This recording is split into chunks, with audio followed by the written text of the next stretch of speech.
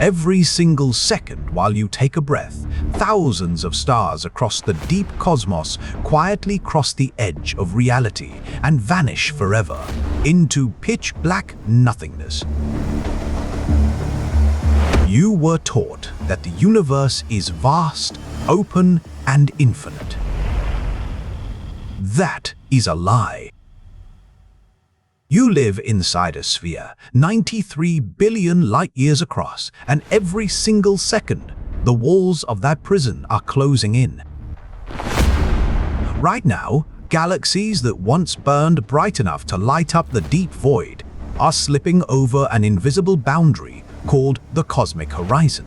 And once they cross that line, the light they emit will never reach your eyes. Not tomorrow. Not in 10 billion years. The information is gone. Erased. And here is the weird part. If our entire night sky is just a shrinking bubble of light trapped in an expanding dark ocean, what is currently sitting right outside our window that we are forbidden from seeing? We call our bubble the observable universe. But astronomers who stare into the deep field know the uncomfortable truth. The observable universe is not the whole universe.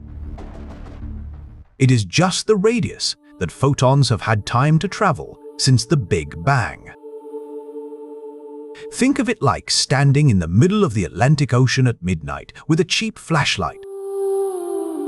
You can see 10 feet of wet foam in every direction. Beyond that 10-foot circle, the ocean does not end, it just goes dark. So why does that 10-foot circle terrify cosmologists? Because of what is happening to the water at the edge of the light. According to Einstein's relativity, space itself is not static. It is stretching. And the farther away a galaxy sits from our telescopes, the faster the space between us expands. At a precise distance, about 46 billion light-years out, the fabric of space is expanding away from us faster than the speed of light itself. That boundary is not a theory. It is a physical event horizon. If an advanced Type 3 civilization sits right now, just 1 light-year beyond that line, building megastructures and firing high-powered laser beacons directly at Earth, those photons are frozen on a cosmic treadmill. They are moving toward us at the speed of light, but the floor beneath them is dragging them backward faster than they can run. They will never arrive. In 1929, Edwin Hubble spent night after freezing night inside the cramped, unheated dome of the Mount Wilson Observatory above Los Angeles. He would stand on a shaky wooden platform in the dark, peering through the 100-inch Hooker telescope, marking faint glass photographic plates with red grease pencils. When he measured the spectral lines of distant nebulae, he found something that made his hands shake. Almost every single galaxy in the sky was shifted toward red. They were fleeing from us. And the fainter they were, the faster they ran. Civilizations die when their signal fades into the background static of the cosmos, forgotten forever. In a strange way, that is happening to us right now. You and I are currently connected by a random algorithmic thread in an ocean of digital noise. Tomorrow, the feed refreshes, the noise takes over, and statistically, we will never cross paths again. If you want to keep this frequency open, hit subscribe to anchor the signal. If not, no hard feelings. Enjoy the rest of the broadcast before we drift back into the static. Do not let anyone tell you nothing moves faster than light. That rule only applies to objects moving through space. Space itself has no speed limit. It can tear, stretch, and swell at any velocity at once. For billions of years after the initial cosmic explosion, gravity fought a desperate war against that expansion. Massive superclusters of galaxies tried to claw each other backward, slowing down the outward race. If gravity had won, the bubble would have stabilized. We would have had billions of years to map every star, cross the void, and meet whatever older minds live on the other side of the dark. But 5 billion years ago, right around the time the first microscopic bacteria were forming inside warm volcanic pools on Earth, the war ended. Gravity lost. An invisible, relentless pressure began flooding the vacuum between galaxy clusters. Cosmologists call it dark energy, but honestly, nobody really knows what it is. We only know what it does. It acts like anti-gravity, shoving space apart with accelerating, exponential fury. To understand how violent this accelerating expansion is, anchor it to human scale. Imagine you are standing on a quiet mountain peak, looking out at a neighboring city 10 miles away. You can see their streetlights. You can see headlights moving on the highway. Now, imagine the dirt beneath your boots starts swelling. Within 10 seconds, that city is 100 miles away. In 1 minute, it is 10,000 miles away, dropping below the curvature of the Earth. The light from their streetlights fades into a red blur, then blinks out completely. That is what dark energy is doing to our night sky every single hour. Right now, there are roughly 2 trillion galaxies inside our observable bubble. But because the expansion is accelerating, 97% of those 2 trillion galaxies are already causally disconnected from us. They are ghosts. We can still see their light because those photons left billions of years ago when the universe was smaller. But right now, today, those galaxies have already crossed the point of no return. In 2003, NASA pointed the Hubble Space Telescope at a tiny, seemingly empty patch of black sky near the constellation Fornax. It was a region no larger than the head of a pin held at arm's length. For 11 days, the camera kept its shutter open, drinking in single photons that had been traveling across the cold dark since before the Earth was born. When the image finally downloaded into the control room at the Space Telescope Science Institute, it revealed 10,000 galaxies glowing like jewels in the dark. That single photograph changed human consciousness forever.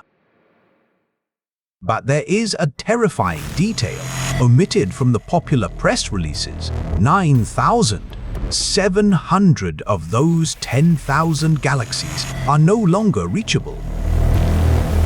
Their stars have burned out, evolved, drifted across the horizon, and severed all causal ties with the Milky Way forever. We're looking at a cosmic graveyard. A museum of ghosts.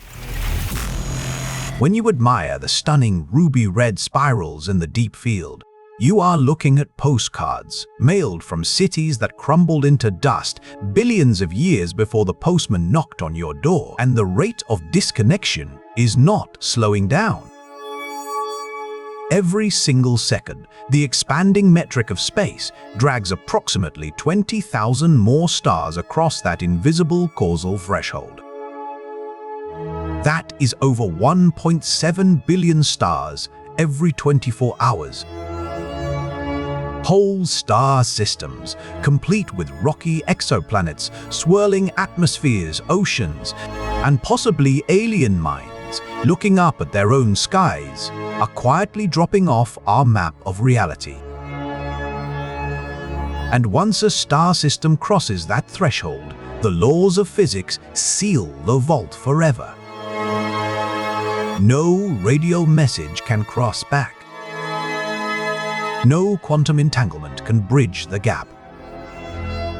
If an alien species sitting 47 billion light-years away discovered the grand equation of everything today and broadcast it directly toward Earth using the energy of an exploding supernova, that message would hit the expanding acoustic wall of space and freeze in place, locked forever outside our observable bubble. But it is not. In the 1970s, astronomers mapping the motion of our Milky Way and thousands of neighboring galaxies noticed a massive, inexplicable directional anomaly.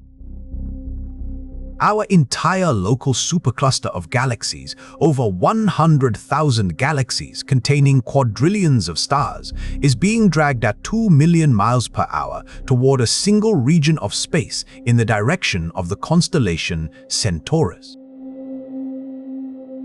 We call that gravitational monster the Great Attractor. And for half a century, we could not see what it was because our own Milky Way galaxy sits directly in front of it. Our dense galactic center, choked with dust, stars, and gas clouds, forms a blinding wall known as the zone of avoidance. When X-ray and infrared satellites finally pierced through that dusty curtain in the late 1990s, they found the Norma cluster, a massive concentration of galaxies sitting right where the gravitational pull pointed. But when astrophysicists ran the math on the Norma cluster's mass, they discovered a terrifying problem. It is only about 1/10 massive enough to drag 100,000 galaxies across the void at 2 million miles per hour. 90% of the mass pulling us is missing. It sits even farther out, beyond the Shapley supercluster, extending right to the very edge of our observable cosmic horizon, and possibly beyond it. When the European Space Agency launched the Planck satellite in 2009 to create the most precise heat map of the Big Bang's afterglow, the cosmic microwave background radiation scientists expected to see tiny, uniform temperature ripples, just fractions of a degree hot or cold, distributed randomly across the sky. Those tiny ripples represent the microscopic quantum seeds that eventually grew into all the galaxies, stars, and planets we see today. Instead, sitting right in the southern hemisphere of our sky inside the constellation Eridanus, the Planck satellite uncovered an astronomical monster, the CMB cold spot.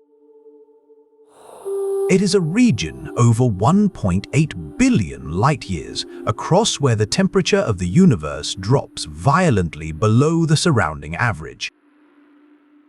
When astronomers pointed optical telescopes into that cold spot to see what was there, they found almost nothing. It is the Eridanus supervoid, a region of space containing 30% fewer galaxies than anywhere else in the universe.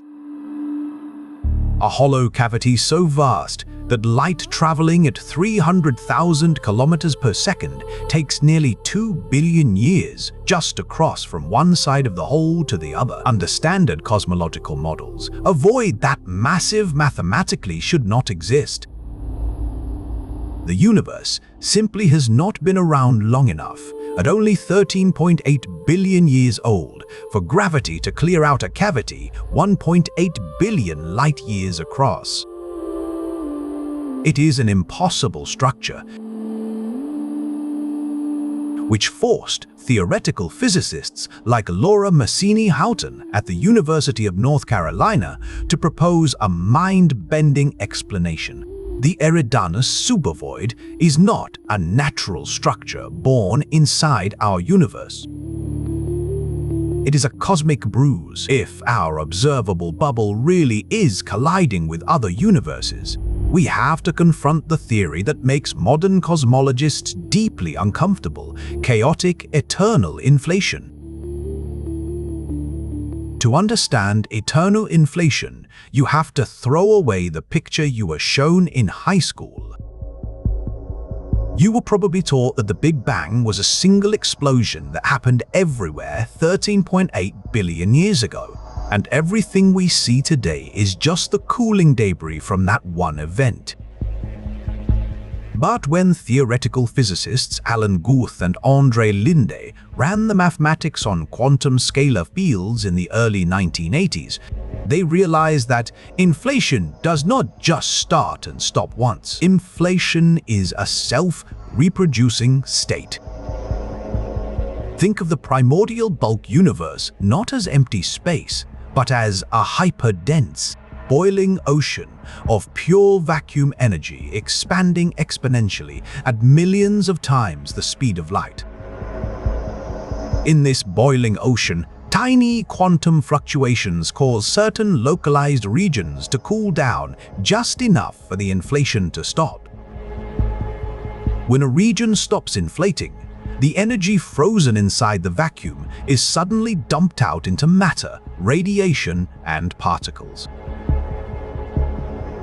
That localized energy dump is what we call a Big Bang. Our entire universe, all 2 trillion galaxies, all quadrillions of stars, every human being who has ever lived, is just the cooling interior of one single bubble where the inflation happened to pause. And while our bubble cools and expands over 13 billion years, the boiling bulk ocean outside our walls is still inflating exponentially faster than light. Every single second, uncountably billions of new bubbles are pinching off from the bulk, creating new pocket universes. It is a multiverse not of parallel timelines, but of physical, isolated spatial bubbles separated by vast oceans of hyperinflating vacuum. And here is where eternal inflation gets terrifying.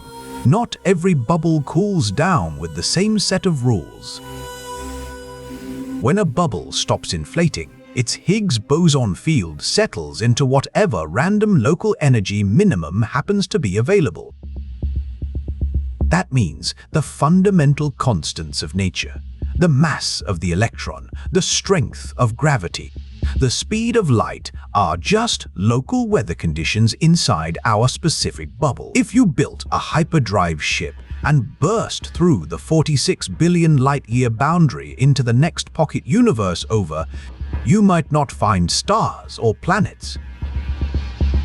You might enter a universe where the strong nuclear force is 2% weaker, meaning protons cannot stick together to form carbon or oxygen. A universe made entirely of loose, freezing hydrogen fog that will never ignite a single star. Or worse, you might enter a pocket universe where gravity is 10 times stronger, causing every galaxy that forms to violently collapse back into supermassive black holes within a few million years of cosmic birth. A dark, crushing graveyard of singularities. Before we cross into the physics of false vacuum decay, let us play a simple game of probabilities right here in the dark. Right now, there are over 8 billion people walking around on this planet. But less than 1/1000th of 1% of humanity is spending their night staring into the mathematics of the cosmic horizon, contemplating the physics of our isolated bubble.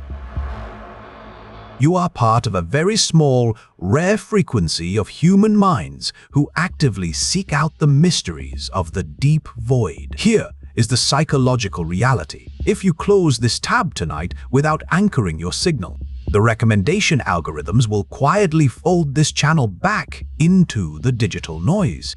And statistically, our two minds will never speak across the void again. If you want to prove that intelligent, curious minds naturally seek each other out in the dark, hit subscribe right now to lock our frequency together. Otherwise, pay close attention to this next transmission because it might be our last. Because if intelligent minds do naturally seek each other out, we have to confront the most chilling paradox of our shrinking observable bubble, the acoustic wall. In 1964, Soviet astronomer Nikolai Kardashev proposed that advanced alien civilizations would inevitably climb an energy-harvesting ladder. A Type 1 civilization harnesses all the energy falling on its home planet. A Type 2 civilization builds a Dyson sphere across its star to capture every photon of solar output.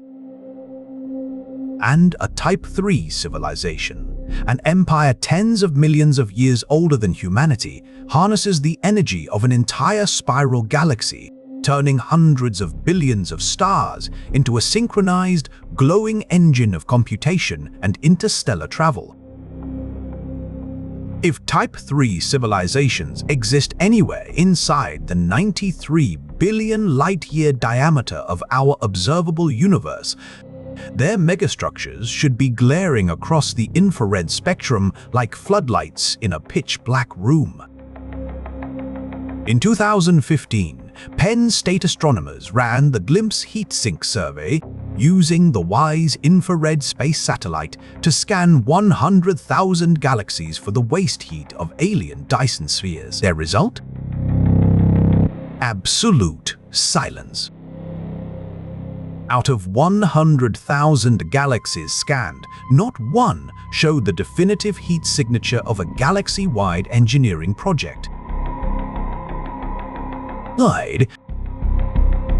Did every single civilization kill itself before reaching Type 3? Or is the answer far more claustrophobic? Think about metric expansion again. Because space is expanding exponentially between superclusters, any Type 3 civilization that originated 40 or 50 billion light-years away during the early universe could be thriving right now. They could have conquered 1,000 galaxies. They could be firing high-powered gravitational wave transmissions and directed laser beacons toward our corner of the sky with the energy of 1,000,000 quasars. If being trapped behind an acoustic wall of expanding space makes you feel claustrophobic, the next physical implication of our isolated bubble will make you question whether you are even standing on solid ground right now. Let us take the laws of thermodynamics to their ultimate logical conclusion. In roughly 100 trillion years, the last conventional stars will burn out. In 10,000 trillion years, even the supermassive black holes sitting at the centers of our dead galaxies will evaporate into cold, Hawking radiation. The universe will enter the maximum entropy state, known as the heat death. A dark, freezing ocean of static, where all energy is evenly distributed and nothing ever happens. Or so we thought. In the late 19th century, Austrian physicist Ludwig Boltzmann realized that even in a dead, maximum entropy heat death, quantum fluctuations do not stop.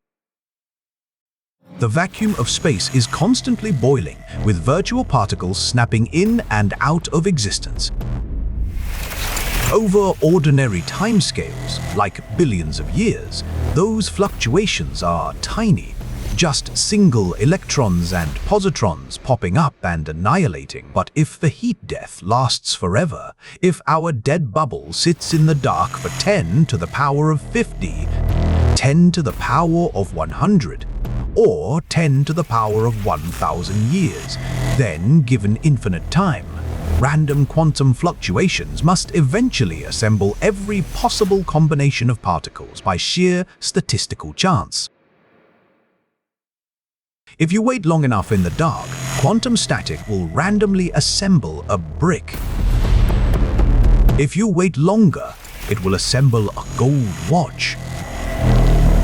And if you wait long enough, random thermal fluctuations will assemble a functional, living, conscious human brain, suspended right in the middle of the freezing interstellar void, complete with false, preloaded memories of reading a history book, drinking coffee, and watching this exact documentary right now. Cosmologists call these spontaneous quantum observers Boltzmann brains. And when modern theoretical physicists run the probability math on an eternal, expanding universe with dark energy, they hit a terrifying statistical wall. Over infinite time, the number of spontaneous Boltzmann brains popping out of the quantum vacuum vastly outnumbers the total number of normal human brains born through biological evolution on warm, rocky planets. Statistically speaking, if our cosmological models of dark energy and eternal inflation are correct, the probability that you are a real biological human being sitting inside a real room on Earth right now is less than 1 in a trillion. Said, we call it false vacuum decay. To understand this cosmic sword of Damocles, you have to look at the Higgs field, the invisible quantum energy field that permeates all of space and gives elementary particles like electrons and quarks their mass. Everything in physics seeks its lowest possible energy state, like a ball rolling down a mountain until it comes to a rest in the lowest valley. For decades, physicists assumed the Higgs field was resting at the bottom of the lowest valley, a state called the true vacuum. But when the Large Hadron Collider at CERN finally discovered the Higgs boson in 2012 and measured its mass, giga-electron volts, giga-electron volts, theoretical physicists ran the quantum potential calculations and made a chilling discovery. The Higgs field is not at the bottom of the mountain. It is resting inside a shallow dip on the side of the slope, a metastable ledge known as a false vacuum.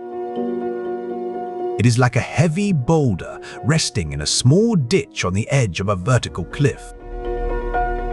It looks stable today.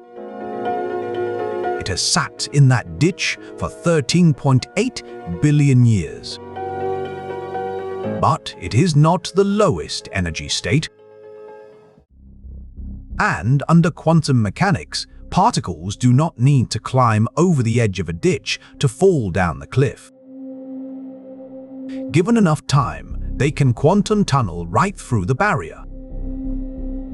If anywhere inside the infinite bulk of our universe, in a distant galaxy, in a deep void, or right inside the room you are sitting in, a single microscopic region of the Higgs field, quantum tunnels out of our shallow ditch and drops into the true vacuum, it triggers a catastrophic phase transition. That single microscopic drop creates a bubble of true vacuum that begins expanding outward in all directions at the exact speed of light. Inside that expanding bubble, the laws of physics are completely rewritten.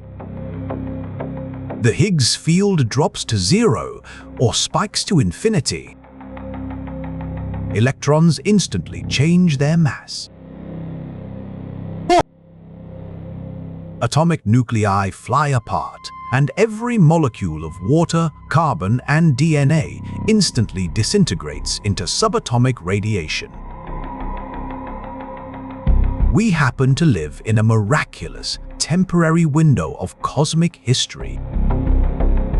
Today, when human astronomers point their instruments toward the sky, The clues to our origin story are still written across the dark overhead like glowing footprints in fresh snow. We can see the cosmic microwave background radiation. We can measure the redshift of distant galaxies to prove the Big Bang happened. We can trace the chemical evolution of stars from primordial hydrogen all the way to the iron in our blood. We take this knowledge for granted. We assume that any intelligent species born anywhere in the universe will eventually look up, do the math, and discover the exact same cosmological history that we did. That assumption is dead wrong. Fast forward 100 billion years from today. By then, the relentless acceleration of dark energy will have pushed 99.99% of all galaxies across the cosmic horizon. Our local supercluster will have merged into one single, massive, elliptical galaxy we call Milky Way. Every other galaxy in the universe will have accelerated past the speed of light and vanished over the causal edge.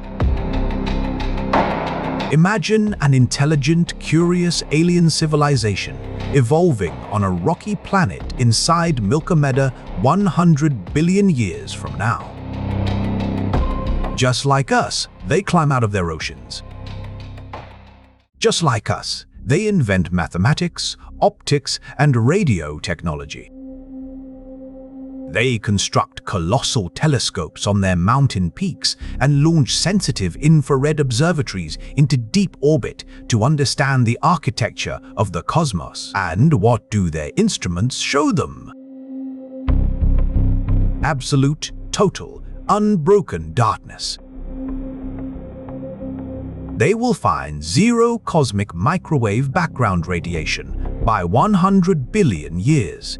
The expansion of space will have stretched those ancient photons out into flat radio wavelengths hundreds of kilometers long, making them physically undetectable to any instrument made of atoms. They will see no receding web of galaxies. They will see no evidence that the universe ever expanded or that a Big Bang ever occurred. Their greatest astrophysicists will look at their observational data and rigorously, mathematically prove that their single local galaxy is the entire universe. They will write science textbooks declaring with absolute scientific certainty that space is static, eternal, and surrounded by an infinite, empty black void. They will live inside a permanent, inescapable cosmic lie. Not because they were stupid, not because they did not build good telescopes, but because the universe systematically scrubbed the evidence of its own birth clean off the chalkboard before they even walked into the classroom. And right here, sitting right at the very end of our broadcast, is the revelation that should make your breath catch in your throat.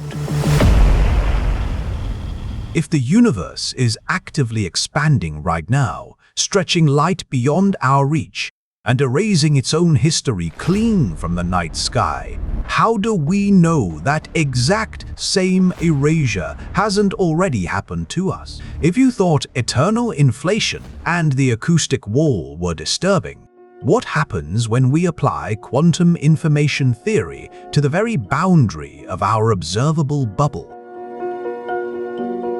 In the 1970s, Israeli-American physicist Jacob Bekenstein and British cosmologist Stephen Hawking got into a heated mathematical debate about what happens when you throw a physical object, like a dictionary or a star, inside a black hole. If the object vanishes beneath the event horizon, does the information encoded in all of its atoms disappear forever? Under quantum mechanics, information cannot be destroyed. Hawking and Bekenstein eventually proved something that shocked the physics community. The total amount of information inside a black hole is not proportional to its three-dimensional volume. It is proportional to the two-dimensional surface area of its event horizon. Every single atom, every quantum state, every bit of information trapped inside the three-dimensional depth of a black hole is physically encoded on its two-dimensional outer boundary, like pixels on a flat screen. And in 1997, theoretical physicist Juan Maldacena took that holographic principle and applied it to the entire universe. Think about our observable bubble again. We are surrounded by a spherical event horizon 46 billion light-years out, where space is expanding away from us faster than light. That boundary acts just like the inside-out event horizon of a black hole, which leads to a conclusion so mind-bending that physicists still argue over its philosophical implications. Our entire three-dimensional reality, the height of our mountains, the depth of our oceans, the physical distance between you and the Andromeda Galaxy might just be a three-dimensional holographic projection. Under the holographic principle, all the real physics, all the fundamental quantum information that defines your brain and every star in the night sky is permanently stored on the two-dimensional boundary wall of our observable horizon. We are living inside a projection. When you reach out and touch a cold stone wall or look up at a distant nebula, you are experiencing the interior hologram generated by quantum waves rippling across the outer edge of our cosmic prison. Let us look past the death of normal stars.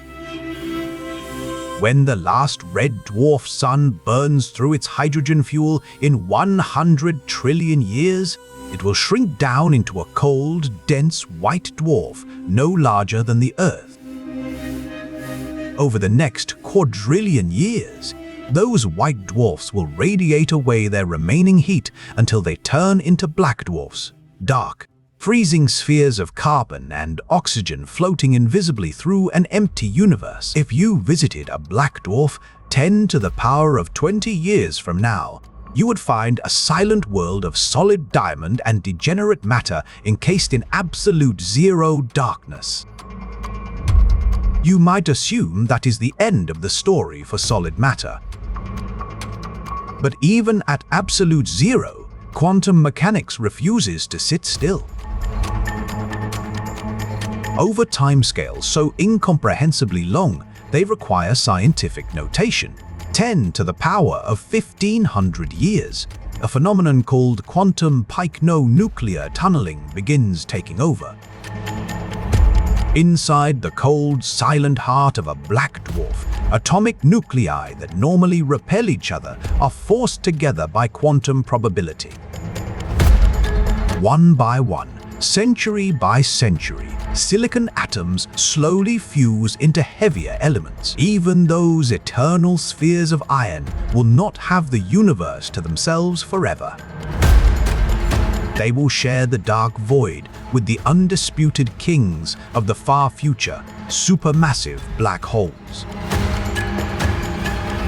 Throughout the history of the universe, whenever galaxies collided or massive stars collapsed, they fed the black holes sitting at galactic cores.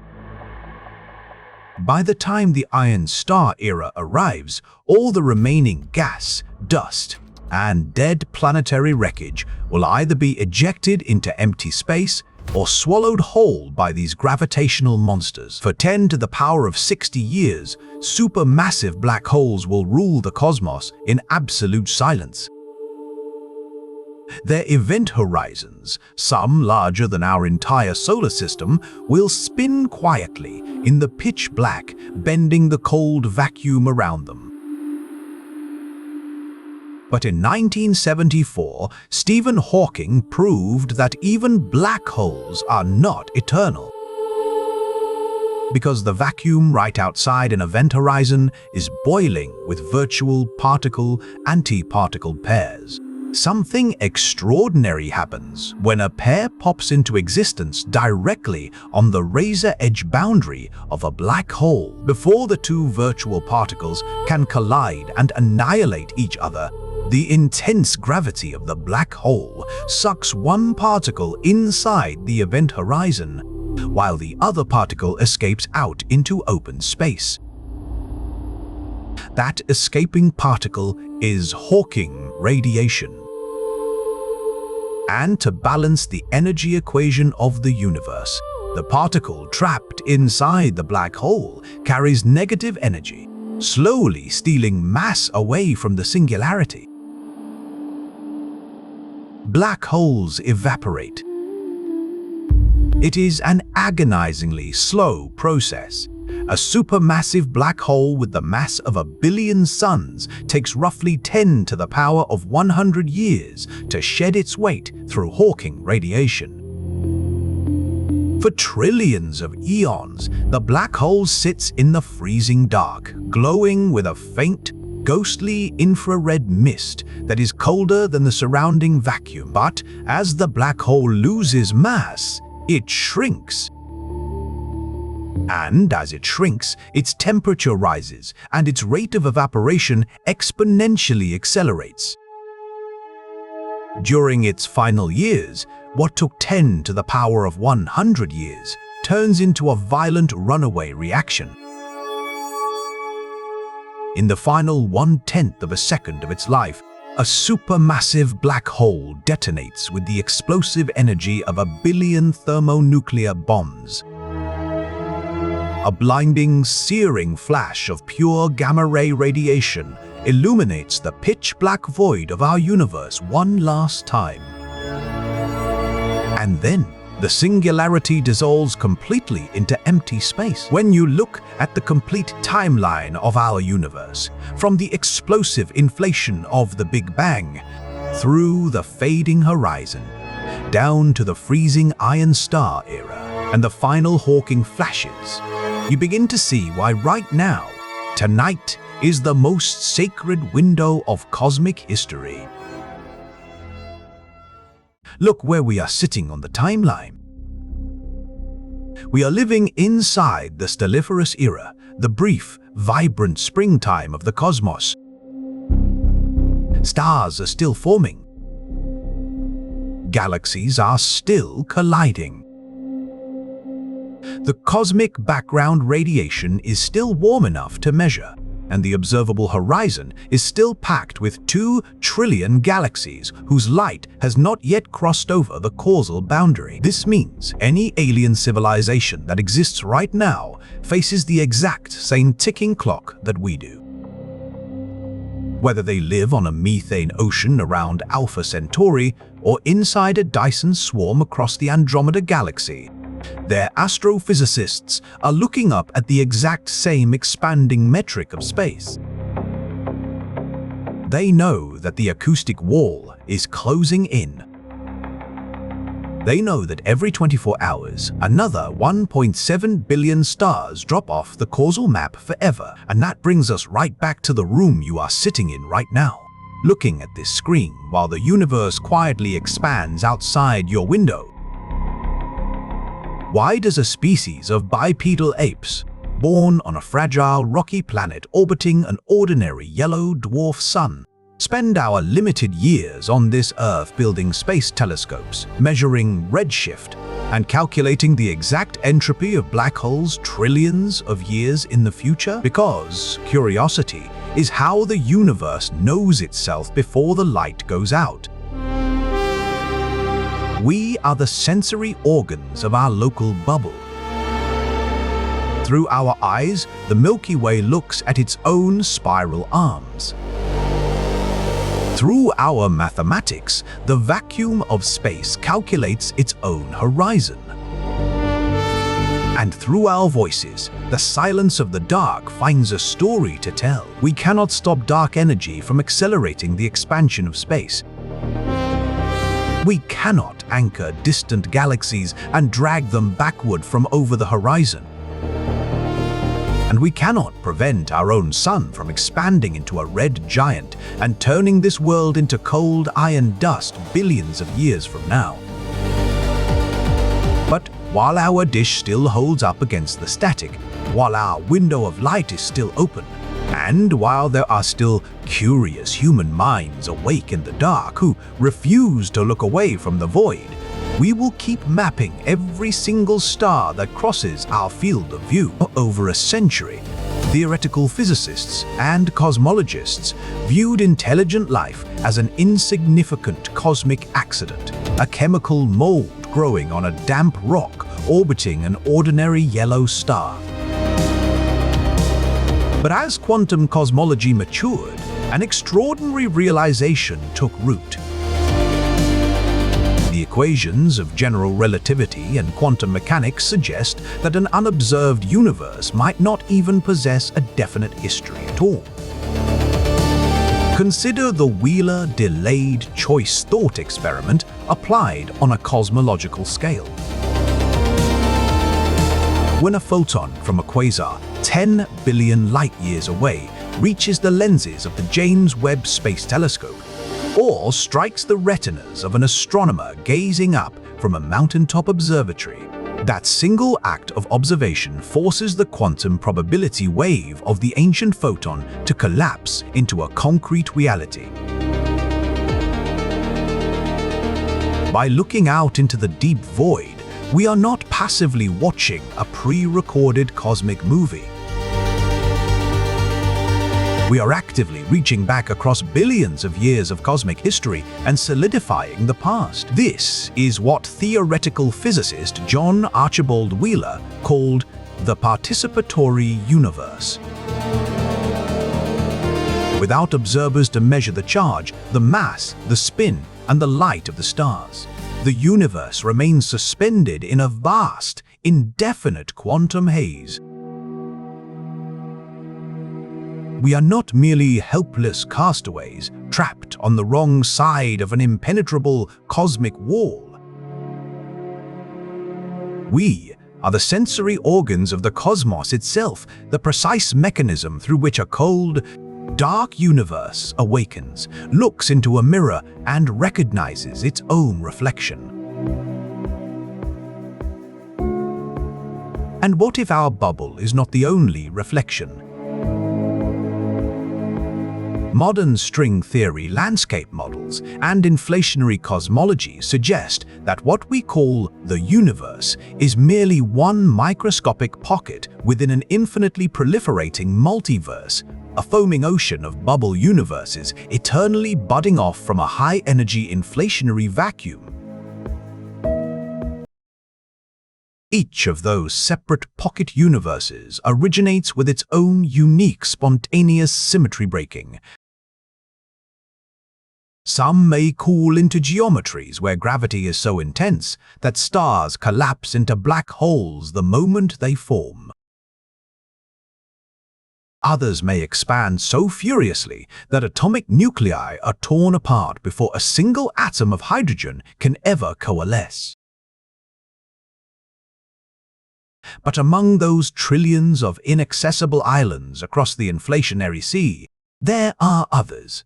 Goldilocks pockets where the fundamental physical constants balance with razor-sharp precision, allowing matter to condense, stars to ignite, and minds to ponder the dark between the lights. Even if the physical barriers imposed by the speed of light prevent us from ever sending a spacecraft, a radio signal, or a laser pulse across the Pandora wall to greet them, we are connected to them by the deepest symmetry of existence. Across the endless dark, on worlds orbiting alien suns under skies unfamiliar and strange, there are other observers standing before their own event horizons. They are constructing their own giant observatories. They are peering into their own cosmic void. And they are asking the exact same fundamental question that echoes through our own quiet observatories tonight. So when you look up into the clear, dark sky on a moonless night, do not look at the black gaps between the stars with despair. Do not see the Pandora wall as a prison of eternal isolation. See it instead as the sacred boundary of our cosmic home, the precious, illuminated theater where we have been granted the rarest and most astonishing privilege in the entirety of physics. We are here. We are conscious. We are the witnesses of the light. And as long as a single star still burns across our observable horizon, as long as a single telescope still points its mirror toward the ancient void, the story of this universe is far from over.